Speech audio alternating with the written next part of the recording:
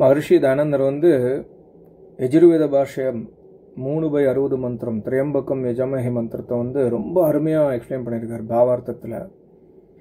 அந்த பாவார்த்தம் எழுதும்பொழுது ரொம்ப ரொம்ப அருமையாக எக்ஸ்பிளைன் பண்ணியிருக்கார். பாருங்களேன், மனிதன் இந்த இறைவனை விட்டு, இந்த இறைவன்னா எந்த இறைவனை வேதத்தில் இறைவன் வர்ணிக்கிறாரோ, நான் தான் இறைவன் வேதத்தில் இறைவன் சொல்கிறாரு, இந்த இறைவனை விட்டு வேற எதையும் உபாசிக்க கூடாது.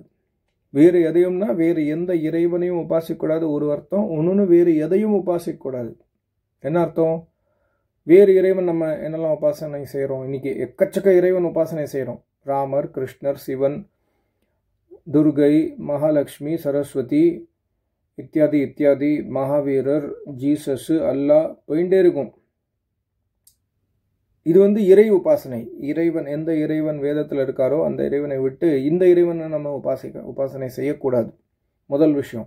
ஒன்று வேறு எதையும் உபாசிக்கக்கூடாதுன்னு என்ன அர்த்தம்னா, நம்ம இன்னைக்கு என்ன உபாசனை செய்கிறோம் பாருங்களேன். டிவி உபாசனை. உபாசனைனா கிட்ட போய் உபனா கிட்ட போகிறது, ஆசனம்னா உட்காருறது. எதெல்லாம் உபாசனை செய்கிறோம்? நம்ம டிவி கிட்ட போய் உட்காந்துக்கிறோம். நெட்ஃப்ளிக்ஸ் உபாசனை, அமேசான் பிரைம் உபாசனை, கதை புக் படிக்கிறோம் காலையிலேருந்து சாயங்காலம் வரைக்கும், கதை புக் உபாசனை.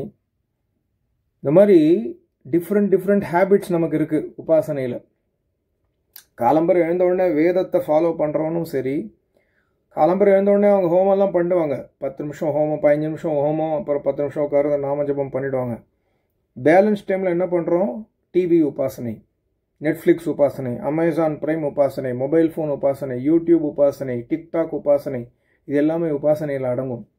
உபாசனைனா அதை தான் நம்ம பூஜிக்கிறோம்.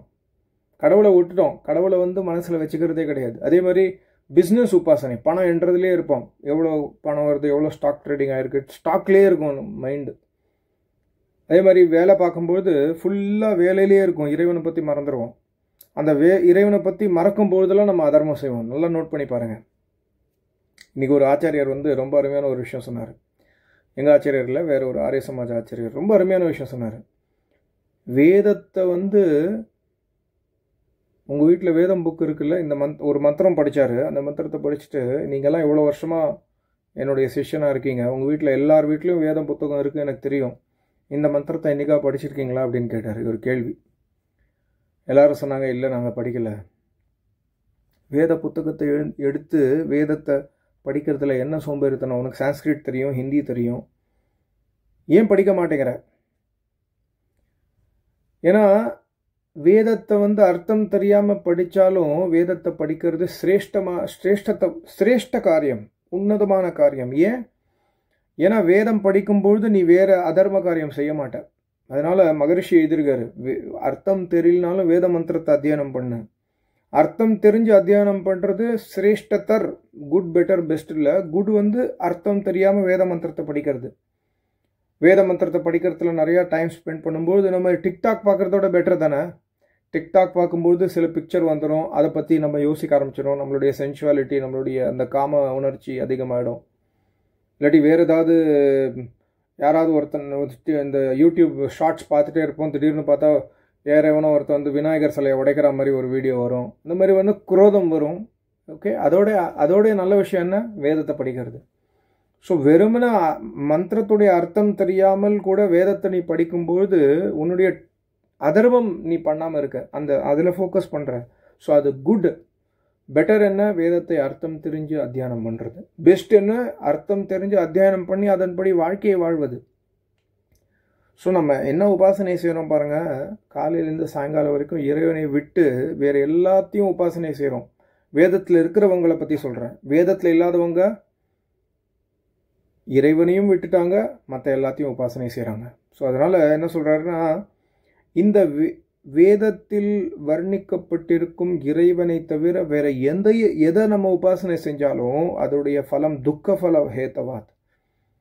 100% துக்கத்தை தவிர வேறு எதுவுமே உங்களுக்கு கிடைக்காது. காலையிலேருந்து நீங்கள் டிவி பாருங்களேன், டைம் பாஸ் ஆகிடும். ஆனால் சாயங்காலம் படுக்கும்பொழுது ஒரு மாதிரி ஒரு மனசில் ஒரு நிம்மதி இருக்காது, ஒரு மாதிரி ஒரு பயம் இருக்கும், ஒரு அமைதி இருக்காது மனசில். ஆனால் இறை உபாசனையில் ஈடுபட்டு பாருங்கள், கஷ்டமாக இருக்கும் ஆனால் அமைதி வரும் மனசில். அமைதி கஷ்டமாக இருக்கும். உபாசனை செய்வது இனிஷியல் ஸ்டேஜஸில் ரொம்ப கஷ்டமாக இருக்கும். ஆனால் நம்மளுடைய டைம் இறைவன் மேலே ஸ்பெண்ட் பண்ணும்போது நம்ம தூங்கும்பொழுது உங்களுக்கு மனசில் ஒரு நிம்மதி வரும். இது ரொம்ப ரொம்ப முக்கியமான விஷயம். அதான் சொல்கிறாரு, இந்த பரமாத்மா விட்டு வேறு எந்த இறைவனையும் உபாசிக்காதே, இந்த பரமாத்மாவை விட்டு வேறு எதுலையும் டைம் ஸ்பெண்ட் பண்ணாத. இது எனக்கெல்லாம் செருப்பால் அடித்த மாதிரி இந்த ஞானம் உங்களுக்கு இருக்கலாம், பட் எனக்கு ரொம்ப ரொம்ப முக்கியமான ஞானம் இது. அதே மாதிரி அந்த திரையம்பக்கம் யஜாமஹேல ரொம்ப முக்கியமான பாடம் என்ன, எப்படி தர்பூசணி பழம் தன்னுடைய கொடியிலிருந்து வெளியில் வருதோ, அது பழுத்த பிறகு அந்த தர்பூசணி வெளில வந்துடும் தன்னால். அதை யாரும் கட் பண்ண வேண்டாம், அதுவே வெளில வந்துடும். அந்த மாதிரி ஹே பரமாத்மா, நான் உன்னுடைய உபாசனை நிரந்தரமாக செய்கிறேன். யஜாமஹேனா நிரந்தர உபாசனை, காலை மாலை காலை மாலை காலை மாலை, ஒரு நாள் கூட லீவ் கிடையாது. ட்ராவல் பண்ணால் ட்ரெயினில் போகும்போது உபாசனை பண்ணுங்கள், ஏரோப்ளேனில் போகும்போது மனசை இறைவன் மேலே செலுத்துங்க. சாக்கு போக்கு கிடையாது. ஸோ அதனால் எப்படி அந்த தர்பூசணி தன்னுடைய அந்த கொடியிலிருந்து வெளில வருதோ, அந்த மாதிரி ஹே பரமாத்மா, நான் மிருத்யுனா இந்த இடத்துல துக்கம், சரீரத்தை விட்டு ஜீவாத்மா பிரியறது பெரிய துக்கம். அது மட்டும் இல்லாமல் வாழ்க்கையில் எவ்வளோ துக்கம், இந்த துக்கத்திலிருந்து நான் வெளியில் வரணும். ஹே பரமாத்மா, மிருத்யூர் முக்ஷிய மா அமிர்தாத். அமிர்தானா மோக்ஷம். இந்த ஜென்மத்தில் எனக்கு சமாதி அடையலை அப்படின்னா அடுத்த ஜென்மத்தில் எனக்கு சுகம் வேண்டும் திருப்பியும். ஸோ அடுத்த ஜென்மத்தில் சுகம் எனக்கு கிடைக்கணும், அந்த சுகத்திலேருந்து நான் விலகக்கூடாது. மா அமிர்தாத். ஒன்று மிருத்யூலேருந்து விலகணும், இன்னொன்று மோட்சத்திலிருந்து விலகாமல் இருக்க வேண்டும். அப்படி மோட்சம் இல்லைன்னா அடுத்த ஜென்மத்தில் எனக்கு இதே வைதிக சுகம் எனக்கு கிடைக்கணும் பரமேஸ்வரான்னு பிரார்த்தனை. இது முதல் பிரார்த்தனை. அப்புறம் என்ன சொல்றாரு பாருங்க, பூர்ண ஆயு. எப்படி அந்த தர்பூசணி பழம் வெள்ள வருதோ, அது பரிபூர்ண ஆயு, அதோடைய ஆயுட்காலம் அது பழுத்திருத்து. அது பழுத்த பிறகு வெளில வர மாதிரி நம்மளுடைய ஆயுட்காலம் பூர்ணமாக இருக்கணும். நேற்றுக்கு ஒருத்தவங்க மெசேஜ் அனுப்பிச்சிருந்தாங்க, பொண்ணு இறந்துட்டாங்க, சின்ன வயசுலேயே பொண்ணு இறந்துட்டாங்க, ரொம்ப துக்கத்தில் இருக்கேன். அஃப்கோர்ஸ் அதுக்கு நான் வீடியோ போடணும். அது ஏற்கனவே ஒரு மாதம் முன்னாடி இங்கிலீஷில் ஒரு வீடியோ போட்டிருந்தேன், அதை அவங்களுக்கு அனுப்பிச்சி வைப்பேன். பட் என்ன சொல்கிறதுனா ஆயுட்காலம் சின்ன ஆயுளில் நம்ம இறந்துடுறோம். இன்றைக்கி பார்த்திங்கன்னா நிறைய பேர் இறந்துடுறாங்க சின்ன ஆயுளில். ஸோ இறைவன்கிட்ட பிரார்த்தனை என்ன, எப்படி தர்பூசணி பழம் பழுத்த பிறகு கொடியிலேருந்து வெளில வருதோ, நானும் பரிபூர்ண ஆயு முடிந்த பிறகு இறக்க வேண்டும். இப்போ நம்ம வீட்டில் இருக்கிற பெரியவங்க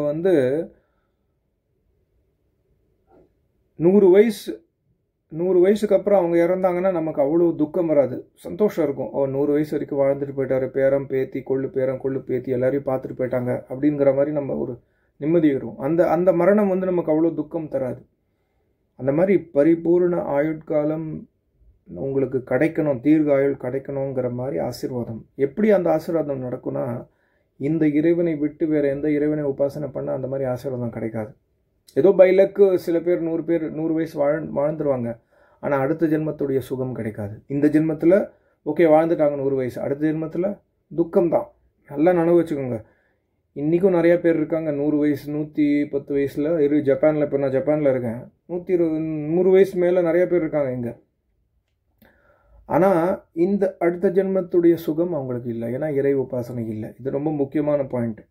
அதே மாதிரி இறைவனை விட்டு வேறு என்ன ஜப்பானில் என்ன உபாசனை செய்கிறாங்க, அதான் டிவி உபாசனை, டிக்டாக் உபாசனை, யூடியூப் உபாசனை தான் நடக்கிறது.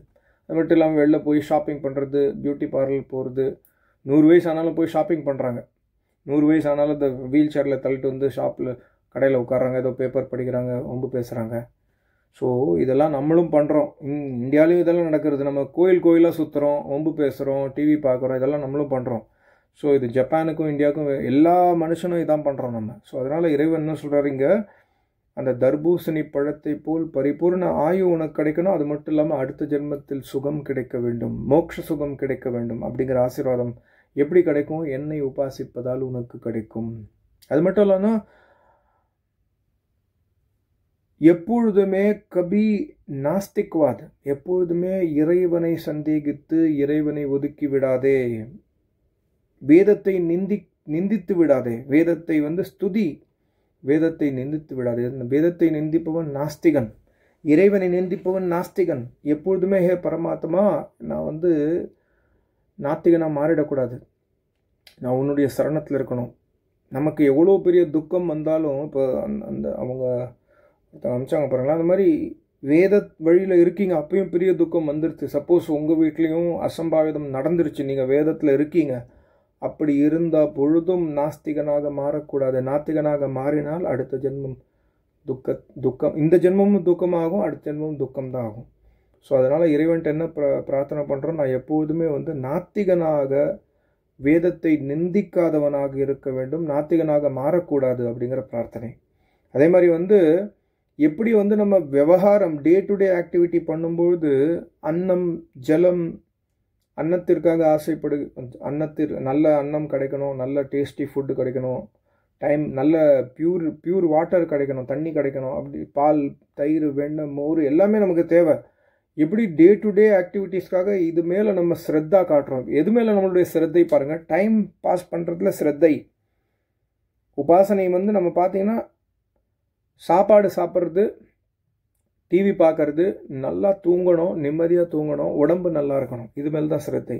இன்றைக்கி ஒரு குரூப் என்னென்னா இந்த டிவிலாம் டைம் ஸ்பெண்ட் பண்ண மாட்டாங்க, உடம்பை 6 பேக் 8 பேக், அப்புறம் லேடிஸ் என்னுடைய பாடி நல்லா இருக்கணும் அப்படிங்கிற மாதிரி அதில் ஃபோக்கஸ், டயட்டிங் ஃபோக்கஸ், இந்த ஃபோக்கஸ் அந்த ஃபோக்கஸ், பியூட்டிஷியன், பியூட்டி பார்லர். எப்படி தான் இங்கே சொல்கிறாரு மகரிஷி தயானந்தர், தினசரி விவகாரத்தில் நம்ம சுகத்தை தேடுறோம், சாப்பாட்டில் சுகம் தேடுறோம், தண்ணியில் சுகம் தேடுறோம், பொழுதுபோக்கில் சுகம் தேடுறோம். அந்த மாதிரி தேடுங்க, தப்பு இல்லை. ஆனால் அந்த மாதிரி வேதத்தின் அத்தியாயனம், வேதத்தின் தர்ம, இப்போ நாள் பூரா நம்ம உபாசனை செய்ய முடியாது. என்ன சொல்கிறாரு, காலம்பர சாயங்காலம் 1 மணி நேரம் உபாசனை செய்கிறல்ல, பேலன்ஸு 7 மணி நேரம் தூங்கிடுற, 7 + 2 9 மணி நேரம், 24 9 போச்சுன்னா 15 மணி நேரம், இல்லாட்டி சில பேருக்கு 16 17 மணி நேரம் கிடைக்கிறதுன்னு வச்சுக்கோங்களேன். 2 மணி நேரம் போச்சுன்னா பேலன்ஸ் இருக்கிற 14 to 15 ஹவர்ஸில் தர்மத்தை கடைபிடிக்க வேண்டும், வேதத்தை நிலைநாட்ட வேண்டும். அதர்ம காரியம் செய்யாமல் இருப்பது இறை உபாசனை, நியமத்தை கடைபிடிப்பது இறை உபாசனை. யாரையும் துன்புறுத்தாமல் இருக்க வேண்டும், மற்றவனை கேவலப்படுத்தி பேசாமல் இருக்கணும், எல்லாரையும் மதிக்கணும், சௌச்சமாக இருக்கணும், உடம்பு க்ளீன் வேணும், மனசுக்கு தூய்மை வேணும், எவ்வளோ தேவையோ அவ்வளோ மட்டும் கரெக்டாக வச்சுண்டு மற்றவனுக்கு கிடைக்கக்கூடிய பொருளை நம்ம எடுத்து சேருங்க. இப்போ கடைக்கு போகிறோம், 2 ஐட்டம் இருக்குது, 2 ஐட்டம் வாங்குறதுக்கு நமக்கு பணம் இருக்குது, ஆனால் 2 ஐட்டம் தான் இருக்குது, நமக்கு 1 போகிறோம், 2த்தையும் வாங்கக்கூடாது, 1 மட்டும் வாங்கிக்கணும். இதெல்லாமே இறை உபாசனை. ஸோ என்ன சொல்கிறாரு, இறைவன் வேதம் மற்றும் வேத தர்மத்திலிருந்து எப்படி நீ தண்ணி, காற்று, சாப்பாடு, டிவி இதுக்கெல்லாம் எவ்வளோ முக்கியத்துவம், ஸ்ரத்தா, எவ்வளோ ஃபெய்த் வச்சுருக்கியோ, அதே மாதிரி வேதத்திற்கும் வேத தர்மத்திற்கும் அவ்வளோ ஸ்ரத்தா நீ வச்சேன்னா நீ நிரந்தர சுகத்தை அடைவாய். எவ்வளோ அருமையான ஒரு உபதேசம் பாருங்கள்.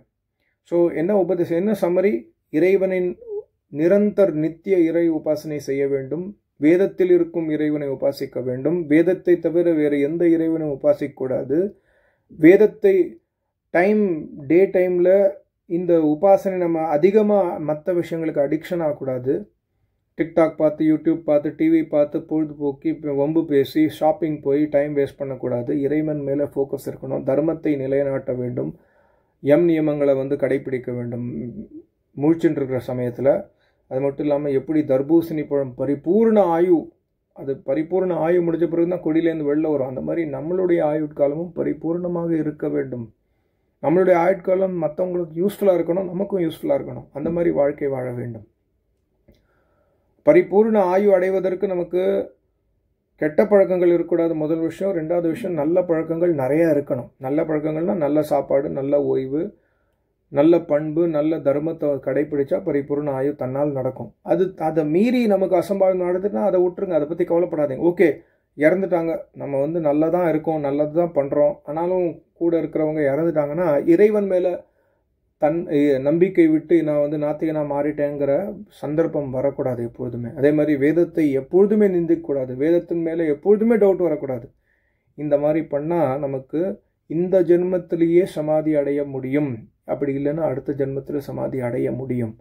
இதை நம்ம நிலைநாட்ட வேண்டும் வாழ்க்கையில். இது ரொம்ப ரொம்ப முக்கியமான மந்திரம். யஜுர்வேதம் 3/60 நான் ஒரு தடவை மந்திரம் படிக்கிறேன் பாருங்கள். நீங்கள் ஆகுதி போடுறதா இருந்தால் இந்த மந்திரத்தை சேர்த்துக்கோங்க. ஓம் திரையம்பகம் யஜாமஹே சுகந்திம் புஷ்டி வர்தனம் உருவாருகமிவ பந்தனான் மிருத்யோர் முக்ஷீயமாமிருதாத். திரையம்பகம் யஜாமஹே சுகந்திம் பதிவேதனம் உருவாருகமிவ பந்தனாதிதோ முக்ஷீய மாமுதஹ ஸ்வாஹா. இதுதான் இந்த மந்திரத்துடைய தாத்பரியம். ரொம்ப ரொம்ப முக்கியமான மந்திரம். ரொம்ப நன்றி. நமஸ்காரம். ஓம்.